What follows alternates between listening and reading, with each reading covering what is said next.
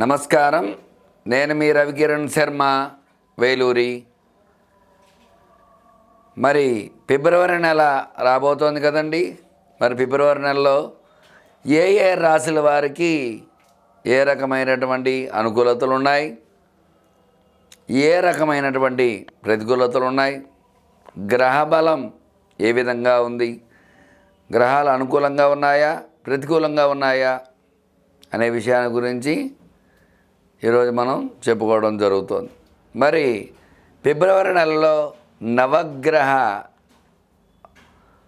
పరిపాలన ఏ రకంగా ఉంది, నవగ్రహాలు ఏ రాశుల్లో సంచారం చేస్తున్నాయి, ఏ రాశుల వారికి ఏ గ్రహ అనుకూలతలు ఉన్నాయి అనే విషయాన్ని గురించి చెప్పడం జరుగుతోంది. మరి గ్రహాలకు అధిపతి అయినటువంటి రవి మొట్టమొదటగా ఫిబ్రవరి 12వ తేదీ వరకు కుంభరాశిలో సంచారం చేయడం జరుగుతుంది. తదుపరి మీనరాశిలో సంచారం చేయడం జరుగుతుంది.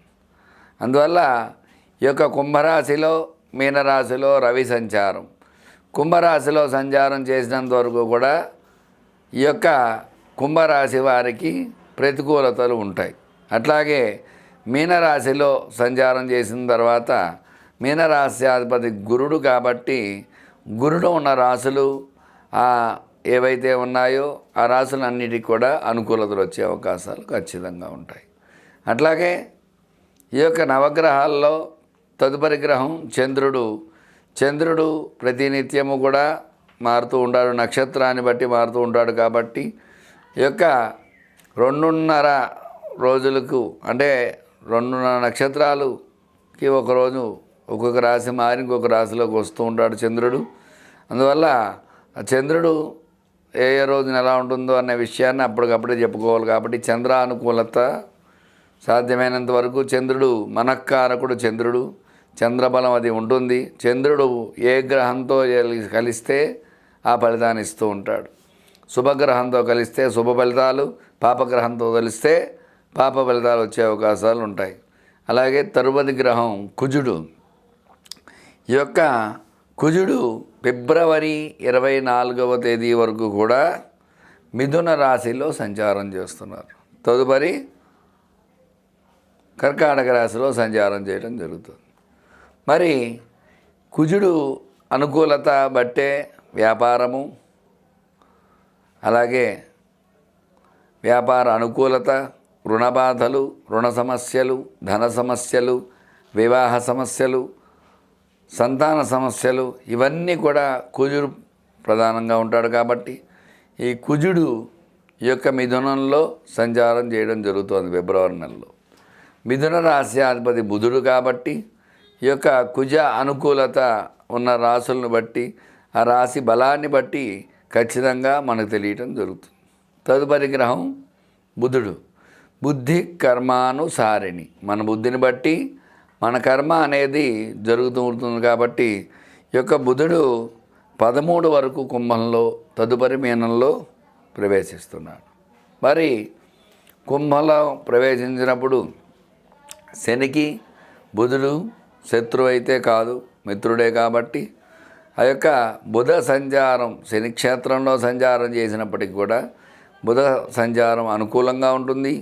అలాగే తదుపరి మీనంలో అనుకూలంగా ఉంటుంది. ఎందుకంటే గురుడికి కూడా బుధుడు సముడే తప్ప శత్రువు అయితే కాదు. అందువల్ల యొక్క బుధ అనుకూలత అనేది ఈ నెలలో ఉంటుందన్నమాట అన్ని రాశుల వారికి. తదుపరి గురుడు ఆ బృహస్పతి సంచారం వృషభంలో సంచారం చేయడం జరుగుతుంది. మరి వృషభ రాశ్యాధిపతి శుక్రుడు, అంటే శుక్రక్షేత్రంలో గురు సంచారం చేయడం జరుగుతుంది. ఈ గురు సంచారం చేయడం వల్ల గురు అనుకూలత అనేది ఖచ్చితంగా ఏర్పడటం జరుగుతుంది. ఎందుకంటే ఫైనాన్స్గా చూసుకున్నట్లయితే శుక్రుడు అధిపతి. మరి విద్య, ఉద్యోగం ఇట్లాంటి వాటికి చూసుకున్నట్టు గురుడు అధిపతి. అటువంటి గురుడు శుక్రక్షేత్రంలో పడటం వల్ల అటు ఉద్యోగము మరియు ఈ యొక్క విశేషమైనటువంటి ధనం ఈ రెండు కూడా గురు బలం వల్ల వస్తూ ఉంటాయి.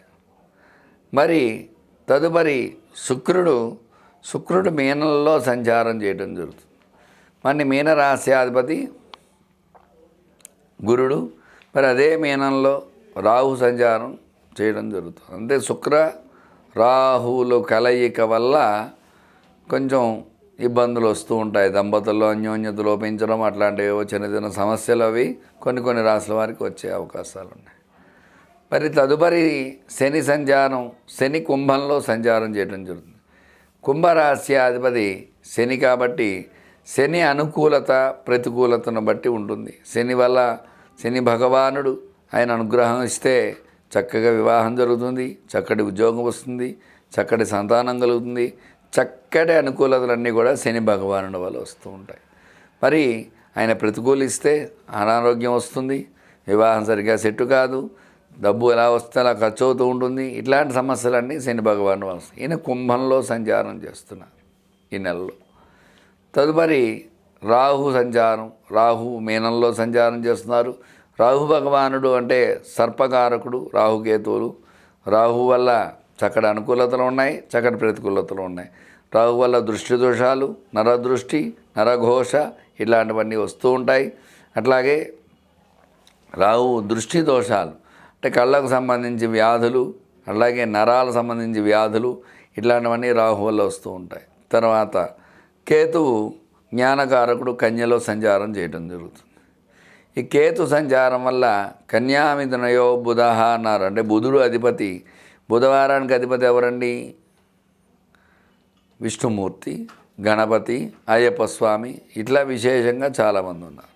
మరి అటువంటి బుధవారానికి అధిపతి అయిన బుధుడు అనుకూలంగా ఉన్నటువంటి కన్యలో, ఈ యొక్క కేతువు కన్యలో సంచారం చేయడం వల్ల కొంతమందికి అనుకూలతలు, కొంతమందికి ప్రతికూలతలు. ఇట్లా ఈ నవగ్రహ పాలన అనేది ఫిబ్రవరి నెలలో ఈ రకంగా ఉండబోతోంది. అందువల్ల వీరి యొక్క స్థితిగతులను బట్టి శత్రువు అయితే రాస్యాధిపతి ప్రతికూలతలు, రాస్యాధిపతి మిత్రుడైతే అనుకూలతలు, ఇట్లా మనకి అనుకూలత ప్రతికూలత అనేది వస్తూ ఉంటుంది. కాబట్టి చక్కగా వాటిని బట్టి ఏ రాశి వారికి ఏ రకంగా ఉండబోతోంది అనే విషయాన్ని వివరంగా చెప్పడం జరుగుతోంది. తులారాశి వారికి ఫిబ్రవరి నెల ఎలా ఉండబోతోంది, ఎలాంటి అనుకూలతలు ఉన్నాయి, ఎలాంటి ప్రతికూలతలు ఉన్నాయి అనే విషయాన్ని చెప్పడం జరుగుతుంది. తులారాశి అధిపతి శుక్రుడు. ఈ శుక్రుడు అనుకూలంగా ఉన్నాడు కాబట్టి ఈ రాశి వారికి రాస్యాధిపతి శుక్రుడు అనుకూలంగా ఉన్నాడు కాబట్టి ఖచ్చితంగా ఈ రాశివారు అన్నిటి యందు అనుకున్న రీతిలో విజయాన్ని సాధించడం జరుగుతుంది. మరి వివాహ ప్రయత్నం చేసేవారు తులారాశి వారు సంబంధం రావడమే ఆలస్యము, సెట్ అయ్యే అవకాశాలు ఎక్కువగా ఉంటాయి. ఒక 90-80% వరకు వచ్చిన సంబంధం, అనుకూల సంబంధాలు రావటం ఇట్లాంటి యోగం ఈ నెలలో ఉంటాయన్నమాట తులారాశి వారికి.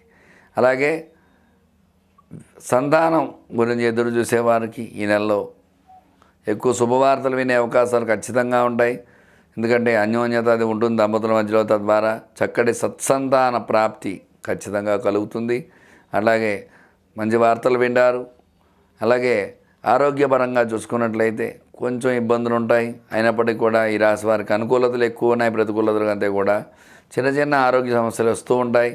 విద్యాపరంగా చూసుకున్నట్లయితే చక్కటి చదువు చదువుతారు, మంచి శ్రేణిలో ఉత్తీర్ణతతో పాస్ అవ్వడం ఇట్లాంటి అవకాశాలు ఉంటాయి. అట్లాగే ఉద్యోగపరంగా చూసుకున్నట్లయితే ఉద్యోగ ప్రయత్నాలు అనుకూలిస్తాయి. ఉద్యోగంలో ప్రమోషన్స్ రావడం, విదేశాలకు వెళ్ళడం ఇట్లాంటి అవకాశాలన్నీ ఎక్కువగా ఉంటాయి ఈ రాశి వారికి. అలాగే స్టాక్స్ పెరగడము, అనుకూల లాభాలు రావటం అలా అన్నీ ఎక్కువగా ఉంటాయి. ఇబ్బందులు పడక్కర్లేదు. గతంలో లాస్ అయినా కూడా ఇప్పుడు వచ్చే అవకాశాలు ఉంటాయి. ఖచ్చితంగా విజయాన్ని చేకూరే అవకాశాలు ఉంటాయి. అట్లాగే రియల్ ఎస్టేట్లో కూడా అనుకూలతలు వచ్చే అవకాశాలు ఉన్నాయి. ఈ తులారాశి వారికి పెట్టుబడి పెట్టిన వాళ్ళందరూ కూడా అనుకున్నంత రీతిలో కాకపోయినప్పటికీ కూడా కొంత శాతం వరకు బయటపడే అవకాశం ఖచ్చితంగా. ఎందుకంటే ఇప్పుడు రియల్ ఎస్టేటు చాలా ఇబ్బందిగా ఉంది. ప్రజెంట్ చెప్పాలనుకుంటే ఈ రియల్ ఎస్టేట్ రంగంలో కూడా అనుకూలించాలంటే దానికి సంబంధించి విశేషమైన పూజలు ఉన్నాయి. అవన్నీ కూడా చేసుకుంటే రియల్ ఎస్టేట్ చేసేవారికి ఖచ్చితంగా అనుకూలత. ఎందువల్ల అంటే భూమి వ్యవహారంలో భూమికి సంబంధించి విశేష పూజలు చాలా ఉన్నాయి. ఏ పూజలు అయితే ఉన్నాయో ఆ పూజలు అవన్నీ మేము చెప్పడం జరుగుతుంది. ఖచ్చితంగా వాటి పూజలు చేసుకున్నట్లయితే అంటే జాతకుడిని బట్టి ఉంటుంది పూజ ఎప్పుడైనా సరే. అంటే అందరికీ ఒకేలాగా ఉండదు పూజ.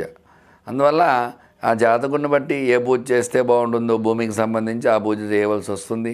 ఆ పూజ చేసుకోవడం వల్ల భూ వ్యవహారాలు అనుకూలించే అవకాశాలు ఉన్నాయి. సినిమా రంగం కూడా అనుకూలతలు అవకాశాలు ఉన్నాయి. సినీ రంగంలో విజయకేతనం ఎగరేయడం జరుగుతుంది. తీసిన సినిమా బ్లాక్ బస్టర్తో బయటికి వెళ్ళడం, ప్రజాదరణ పొందడం, బాగా డబ్బు ఆర్జించడం అలాంటివన్నీ కూడా ఎక్కువ జరుగుతాయి. సినీ రంగం అనుకూలంగా ఉంటుంది. డైరెక్టర్స్కి, ప్రొడ్యూసర్స్కి కూడా చక్కటి లాభాలు ఆర్జించే అవకాశం ఈ రాశిలో ఉండేవారికి ఎక్కువగా ఉంటుంది. చిన్న సినీ పరిశ్రమ వారికి కూడా చక్కటి అనుకూలతలు పొంది సినీ ప్రజాదరణ పొందడం, సీరియల్స్ అవి ఎక్కువ చూసేవారు వాళ్ళందరూ కూడా అనుకూలతలు పొందడం, తద్వారా అనుకూల యోగాలు వచ్చే అవకాశాలు ఖచ్చితంగా ఉన్నాయన్నమాట అండి. చూశారు కదండి. మరి ఈ రాశి వారికి, తులారాశి వారికి అన్నిటి యందు విజయం, విద్య, ఉద్యోగం, వ్యాపారం, ఆరోగ్యం అన్ని రంగాల్లో కూడా విజయం చేకూరే అవకాశాలు ఎక్కువగా ఉన్నాయి. వీళ్ళపై ఈర్ష్య, అసూయ, ద్వేషాలు ఎక్కువ ఉంటాయి. ఎందుకంటే వీళ్ళు ఎదుగుతున్నారంటే పక్కవారు ఏడుపు ఎక్కువ ఉంటుంది. తద్వారా ప్రతికూలతలు వచ్చే అవకాశాలు ఉన్నాయి. అందువల్ల వీళ్ళు విశేషముగా సుదర్శన కవచాన్ని ప్రతినిత్యము పారాయణ చేయటము, ఆ యొక్క అమ్మవారి యొక్క దుర్గా సప్తశ్లోకి ప్రతినిత్యము పారాయణ చేయటము, దేవి కవచాన్ని పారాయణ చేయటము, అమ్మవారికి విశేషముగా కుంకుమార్చన ప్రతినిత్యము చేయడం ద్వారా ఆ యొక్క లలిత అష్టోత్తరంతో కానీ, సహస్రంతో కానీ, దుర్గా అష్టోత్తరంతో కానీ విశేషంగా కుంకుమార్చన చేయడం ద్వారా గ్రహ అనుకూలత వచ్చే అవకాశాలు ఖచ్చితంగా ఈ రాశి వారికి ఉన్నాయి. చూశారు కదండి. మీకు ఎలాంటి సందేహాలు ఉన్నప్పటికీ కూడా స్క్రీన్పై నా నంబర్ రోల్ అవుతూ ఉంటుంది. నన్ను సంప్రదించినట్లయితే సమస్య అనేది పరిష్కారం మాది. ఖచ్చితంగా మీకు ఆ సమస్యకు పరిష్కారం చెప్పడం జరుగుతుంది. మీ రవికిరణ్ శర్మ, వేలూరి. నమస్కారం.